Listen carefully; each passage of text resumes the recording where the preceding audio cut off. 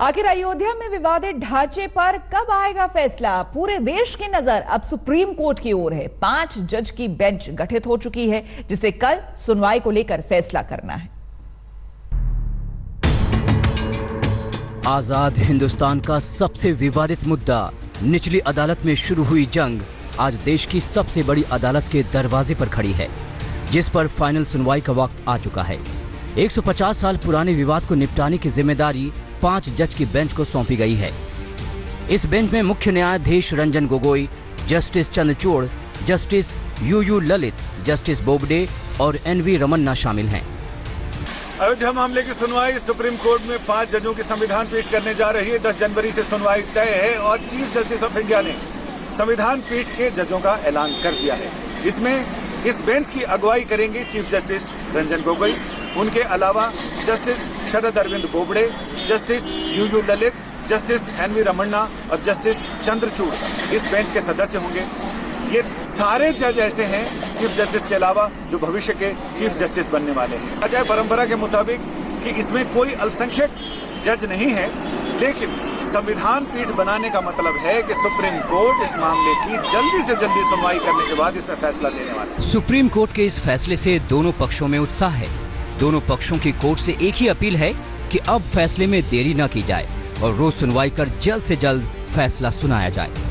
दोनों पक्षों का कहना है कि कोर्ट का जो भी फैसला होगा उन्हें मंजूर होगा। मुझे आशा है कि अब 5 जजों की जो बेंच बनी है उसे निश्चित है कि प्रतिदिन सुनवाई होगी। अब मैं समझता हूं कि कोर्ट भी संज्ञान में ले रही है और अपनी जिम्मेदारी समझ रही है, इसलिए आशा है कि यह प्रतिदिन सुनवाई होकर के और जल्द से जल्द इसका निस्तारण हो जाएगा। चाहे हिंदू पक्षकार हो चाहे मुसलमान पक्षकार हो, कोर्ट को सम्मान सबको करना है और लोग करना चाहिए और लोग कर भी रहे हैं। 3 जज हो चाहे 5 जज, फैसला कोर्ट को करना है। कोर्ट आज फैसला करे, अभी करे, हम उसको मानने के लिए तैयार हैं। हम लोग ये चाहते हैं कि कोर्ट फैसला करे। जो कोर्ट ने जो ये काम किया है कि 5 जजों की टीम गठित जो है की गई है, इसका भी हम सम्मान करते हैं। इससे पहले 4 जनवरी को सुप्रीम कोर्ट ने कहा था कि अयोध्या जमीन विवाद मामले पर 2010 के इलाहाबाद हाईकोर्ट के फैसले को चुनौती देने वाली याचिकाओं की सुनवाई नई पीठ करेगी। एक तरफ सुप्रीम कोर्ट की ये तेजी राम मंदिर के पक्षकारों के लिए खुशखबरी हो सकती है, वहीं लोकसभा चुनाव नजदीक होने की वजह से सुनवाई राजनीतिक गलियारे में बड़ी हलचल पैदा कर सकती है। इसी डर को देखते हुए कांग्रेस के दिग्गज नेता कपिल सिब्बल ने 2019 लोकसभा चुनाव के बाद मामले की सुनवाई करने की अपील की थी, जिनका कहना था कि सुनवाई का असर चुनाव के नतीजों पर पड़ सकता है। हालांकि सुप्रीम कोर्ट ने पहले ही साफ कर दिया है कि मामले की सुनवाई सिर्फ और सिर्फ जमीन विवाद के तौर पर की जाएगी। नई बेंच इलाहाबाद हाईकोर्ट के 2010 के फैसले के खिलाफ दायर 14 अपीलों पर सुनवाई करेगी। हाईकोर्ट की 3 सदस्यीय बेंच ने 30 सितंबर 2010 को 2-1 के बहुमत से फैसला सुनाया था, जिसमें जमीन को तीनों पक्षों सुन्नी वक्फ बोर्ड, निर्मोही अखाड़ा और रामलला में बराबर बराबर बांटने का आदेश दिया था। इस फैसले को किसी भी पक्ष ने नहीं माना और उसे सुप्रीम कोर्ट में चुनौती दी गई। देश की सर्वोच्च अदालत ने 9 मई 2011 को इलाहाबाद हाईकोर्ट के फैसले पर रोक लगा दी थी। सुप्रीम कोर्ट में ये केस पिछले 8 साल से है, जिस पर सुनवाई की बेंच गठित कर तारीख तय कर दी गई है। अब कोर्ट के इस फैसले के साथ देश की जनता के दिमाग में कई सवाल खड़े हो गए हैं। क्या सुप्रीम कोर्ट अयोध्या विवाद पर रोज सुनवाई करेगा? क्या लोकसभा चुनाव से पहले कोर्ट का फैसला आ जाएगा? सुप्रीम कोर्ट के फैसले में अगर देरी होती है तो क्या जनता की नाराजगी को देखते हुए मोदी सरकार लोकसभा चुनाव से पहले अध्यादेश का मन बनाएगी? क्या कोर्ट के फैसले तक आरएसएस और विश्व हिंदू परिषद जैसे संगठन सरकार पर मंदिर बनाने का अध्यादेश लाने का दबाव बनाना छोड़ देंगे? सवर्ण आरक्षण की तरह क्या मोदी सरकार राम मंदिर पर भी देश को चौंकाएगी? इन सारे सवालों के जवाब धीरे धीरे 10 जनवरी से शुरू होने वाली सुनवाई के साथ साफ होते जाएंगे, जहां 5 जजों की बेंच को हिंदुस्तान की सबसे बड़ी समस्या का समाधान निकालना है। अनिशा के साथ संजय शर्मा, दिल्ली आज तक। राम मंदिर को लेकर बीजेपी सरकार की मुश्किलें कम होने का नाम नहीं ले रही है। जिन लोगों ने राम मंदिर के नाम पर सरकार को वोट दिया था, आज वो सरकार से मंदिर पर जवाब मांग रहे हैं।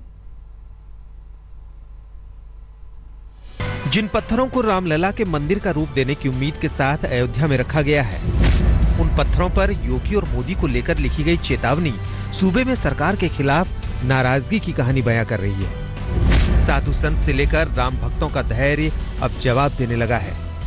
अपने हिंदू धर्म को या समझे राम नाम महत्व को जानते हैं, तो जहाँ राम की जन्मभूमि है वो बननी चाहिए। अरे राम जन्मभूमि वहाँ राम जन्मभूमि बनाइए, और बाबर जन्म लिया वहाँ बाबरी मस्जिद बनाइए, या नहीं बनाना चाहते कहीं बना लीजिए। हम लोग उन्हीं के आस पर बैठे हैं।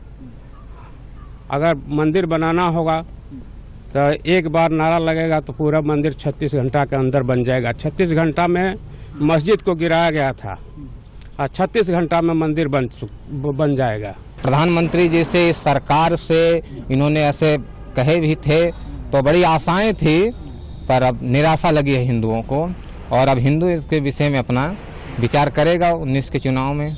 राम जी गए युद्ध करने के लिए, रावण की छाती पे बैठ के पुल बना दिया, रावण को पता नहीं चला। मंदिर भी ऐसा ही बनेगा, इनको पता, किसी को पता नहीं चला, मंदिर बन जाए। मंदिर तो बनेगा, ये 100% है। एक तरफ वो कहते हैं भाई हम हिंदू तत्व को मानते हैं, एक तरफ कहते हैं हम कोर्ट को मानते हैं, कोर्ट के नियमों का पालन करेंगे। कुछ भी काम डिले होता है उसमें कुछ ना कुछ अच्छाई होती है, और ये होके रहेगा, सुलझेगा, बनेगा यहाँ मंदिर, ये हमें विश्वास है। ठंड का मौसम है और रामलला को छत नसीब नहीं हो रही। टेंट के बाहर भगवान के दर्शन करने आए श्रद्धालुओं की लाइन जितनी लंबी है, दर्द उतना ही बड़ा कि आखिर भगवान राम कब तक टेंट में रहेंगे। खाली एक छप्पर पड़ा हुआ है और वहाँ पे भगवान ठिरे ठिरे से नजर हुए आए। हम हरियाणा से आए, इतनी दूर से हम भगवान के दर्शन करने आए, हमारे भगवान ही यहाँ पे सेफ नहीं है। हमें यहाँ पे मंदिर चाहिए, हर हाल में मंदिर चाहिए। मैं यहाँ पे पूरा हरियाणा ला सकता हूँ, मंदिर चाहिए, पर किसी भी कीमत पे मंदिर होना चाहिए यहाँ पे। बिल्कुल खंडहर में रह रहे हैं, टेंट में रह रहे हैं। भगवान ऐसे जगह पर रहना उनका उचित नहीं है, और सुप्रीम कोर्ट कुछ उसका निवारण करे। उनके पास कुछ नहीं है, खाली टेंट में रह रहे हैं, ठंड में ठंड खा रहे हैं, और क्या है वहाँ कुछ नहीं है, जंगल झाड़ी है, सब दिखा है, स्वेटर कपड़े कुछ नहीं दिखा। ये कहना चाह रहा हूँ मोदी सरकार से कि हम लोग तो अपने घर में रह रहे हैं, हम लोग अपने बिस्तर में रह रहे हैं, और क्या श्री राम जी टेंट में रहकर उनको जाड़ा नहीं लग रही है? उनको नहीं मकान चाहिए? मैं सुप्रीम कोर्ट या इस सरकार से ये चाहता हूँ कि वो कब तक इसका फैसला करे कि मंदिर बने। आखिर श्री राम कब तक टेंट में रहेंगे? रामलला के मुख्य पुजारी आचार्य सत्येंद्र दास से भी अब हालात देखे नहीं जाते, जिनका बस एक ही सवाल है कि आखिर हम कब तक ठाट से रहें, और रामलला टाट पर। वहाँ पर टाट पट्टी भी तो वही है, लेकिन मंदिर नहीं है। मंदिर जैसे भव्य दिव्य बनना चाहिए वो नहीं है। और हम लोग जितने भी व्यक्ति हैं वो अपने भवन में रहते हैं, भवन में सारी सुविधा होती है, वहाँ पर क्या कहते हैं एसी होता है, और जितनी भी व्यवस्था होती भगवान राम के लिए ये नहीं है। तो मकान न होने के कारण, भवन न होने के कारण से जो सुविधा होनी चाहिए वो नहीं है। साथ ही साथ ये है कि जिस राम का जो भवन था उसमें कुबेर भी लज्जित होते थे, राजा राम और राजधानी, ऐसे राम आज जिस प्रकार से हैं वह बहुत दुख होता है, बहुत कष्ट होता है। हिंदुस्तान की सियासत का केंद्र रही अयोध्या राम नाम की सियासत से तंग आ चुकी है। अब यहाँ की जनता को जहाँ सुप्रीम कोर्ट से जल्द फैसले की उम्मीद है, वहीं सरकार के ढुलमुल रवैये को लेकर गुस्सा भी है। अयोध्या से बनवीर सिंह के साथ आज तक ब्यूरो। चुनाव का दौर है, ऐसे में राम मंदिर को लेकर राजनीति भी तेज हो चुकी है। हर पार्टी के जुबान पर राम का नाम है, जिसका इस्तेमाल वो अपने अपने तरीके से सियासी फायदे के लिए करने में जुटी हुई है। हिंदुस्तान की सियासत में राम मंदिर का मुद्दा आग में घी की तरह काम करता है, जिसकी आंच ने न जाने कितने सियासी दिग्गजों को झुलसा दिया। मौसम चुनावी है, ऐसे में नेताओं के मुंह से राम राम आम हो गया है। इस बीच कांग्रेस नेता मणिशंकर अय्यर के बयान ने भूचाल ला दिया है, जिन्होंने राम जन्मभूमि की जगह को लेकर ही सवाल खड़े कर दिए हैं। हम कहते हैं कि मंदिर आप जरूर बनाइए अयोध्या में यदि आप चाहते हो, लेकिन आप कैसे कह सकते हैं कि मंदिर वहीं बनाएंगे?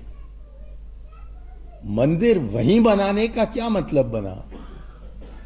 दशरथ एक बहुत बड़े महाराजा थे। कहा जाता है कि उनके महल में 10,000 कमरे थे, तो कौन जानता है कि कौन सा कमरा कहां था।